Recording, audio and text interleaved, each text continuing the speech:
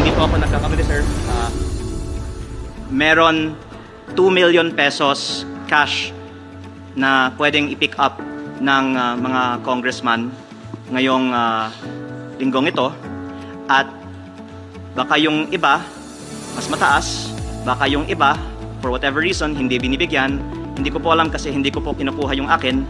Pero mabuti po na malaman ng publiko, may ganitong klaseng mga bonus na nagkataon ay halos kasabay ng approval ng budget. Nung Oktubre din, dagdagan ko po, may 1.5 million pesos na ibinigay sa araw ng pagboto para sa budget. At buwan-buwan, meron pong mahigit kumulang 1 million pesos per member. Ang lumalabas po, ang isang representante ay may 20 million pesos of MOOE at sweldo kada taon. Times 318, ito po ay mahigit 6 billion pesos. Ang MOOE budget ay itinaas ng 7.8 billion pesos.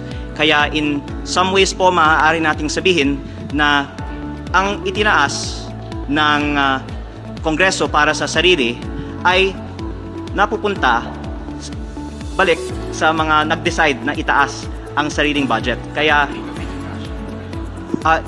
I think through the parties. So may 2 million nga na Christmas bonus kasi sabi ni Congressman wala. Baka sa minority po wala. Kaya nga ang panawagan ko, transparency. Hindi. Yung sinasabi niya 20 Majority. million a year. Majority. Hindi. Sa akin, siguro mga 20 million a year. Wala pa naman akong 1 year, pero kung yung natatanggap ko every month, siguro mga aabutin yun, 20 million a year. Pero ang ginagasta ko para sa district ko, district office, I'm paying district fees. Ang sweldo ng mga tao ko doon sa district, 600,000 a month. Lahat ng mga kailangan doon, supplies, kulang pa yun.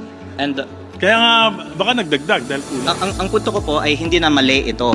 Pero dapat may transparency. Saan nyo na lang saan ba galing? Ito po ay galing sa MOOE fund. Opo. Or I don't know kung fungible naman yung funds, pero you can really verify. May binibigyan pero hindi pinagbigyan tayo na talakayin ito sa Kongreso ngayong araw.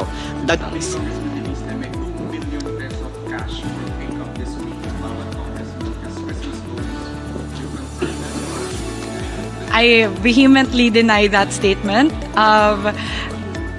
That's all I'm gonna say. Again, I have said that the House leadership does not influence or try to influence any particular congressman, any individual member of Congress to vote in a particular way or incentivize them in any way. And I know that is what my distinguished colleague was alluding to before. Si Secretary Vince Dizon naman po, meron po siyang sinasabi na hindi pa daw po niya nakikita o na-authenticate itong mga documents na ito. Ano pong reaksyon niyo dito sa tila parang pangmamaliit ng Malacanang at ni Sec Vince Dizon dito sa mga dokumentong hawak niyo? Maraming salamat po ma'am sa inyong tanong dahil napansin ko din na noon si Sec Vince ay madaling na-access ng media at nakita ko yung clip ng inyong show nung isang araw na na-observe nyo din na hindi din siya nagbibigay ng comments sa mga documents na in-upload ko sa Facebook. At I can say that Sec Vince has had these documents at least as long as I had them because when they were given to me, he was also on the phone and saw them after that, and he cannot say na hindi niya nakita. Kababayan. I also uploaded them dahil ayaw ilabas ito at maraming mga nakiusap din sa akin sa Kongreso, Oktubre at Nobyembre. Gusto ko sanang mag-privilege speech tungkol dito, nakiusap sa akin na wag at ilalabas naman ng DPWH in the proper time. Ang lulabas, ayaw ng mga kongresista malaman ng publiko kung ilang bilyon ang kanilang taon-taong budget sa DPWH.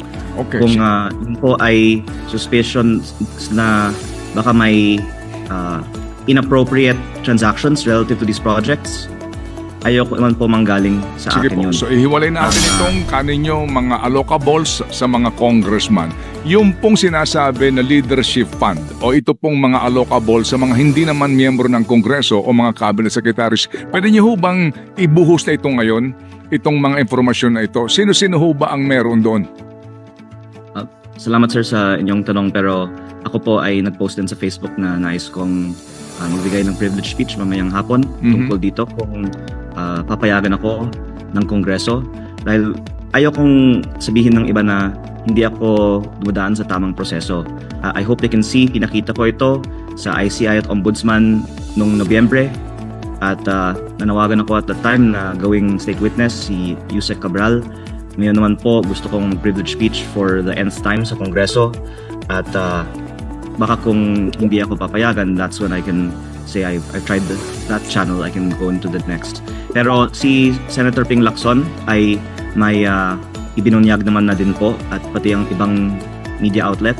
At ang interesting fact is, iba yung source nila ng file. Hindi naman po yun galing sa akin.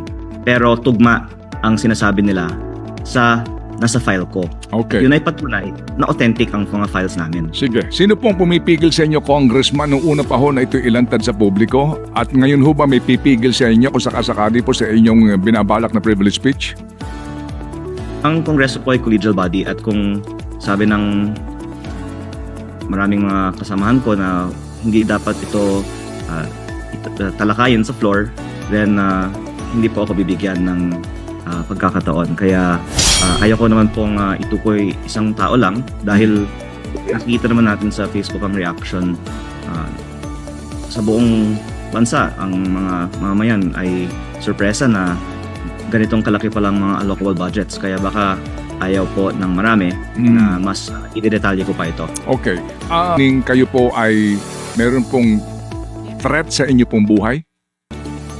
Sir Ted, mula nung September 4, ang daming nakiusap sa akin at sa aking ina. At pati na rin kay Sec Vince na huwag ilabas ang mga files na ito. At I know maraming din mga frustrated na hindi inilalabas ni Sec Vince ang lahat ng mga dokumento na ibinigay na niya sa Ombudsman. Pero I also heard po na may mga threats din kay Sec Vince. Kaya I hope the public will see that there's a reason na mahirap po na isiwalat lahat nito. Ano po ang sabi po ng inyong mother dito po sa inyong ginagawang ito? Ano po ang ano pong sinasabi ho niya sa inyo? Walang payo niya bilang isang matagalang politiko ay hindi naman kailangan na gawin lahat ito. At sa Kongreso at sa Senado dapat makisama tayo for practicality. Pero tulad po ng slogan po ni Senate President Pro Tempore Ping Lacson, hindi po ba dapat ang tama ipaglaban at ang mali labanan? Kaya sana hindi mamasamain ang Kongreso kung gusto ko magbigay ng privilege speech mamaya para lang basahin yung nakalagay sa listahan ni Yusek Cabral. Are you saying na kayo pinipigilan po ng inyong ina at sinasabi niya na makisama kayo sa kapwa niyo, Congressman, at huwag niyo ho itong itigil niyo na po itong ginagawa ninyo? Paano po? Hindi ako pinipigilan kasi the fact na ginagawa ko pa, hindi ako napipigilan, di ba? Alam naman po ng mga malapit sa amin na ako po ay decision ng independente. Pero yun po ang kanyang payo for my own personal sake. Ang punto ko po ay it would be much more convenient and the cost is not worth the benefit.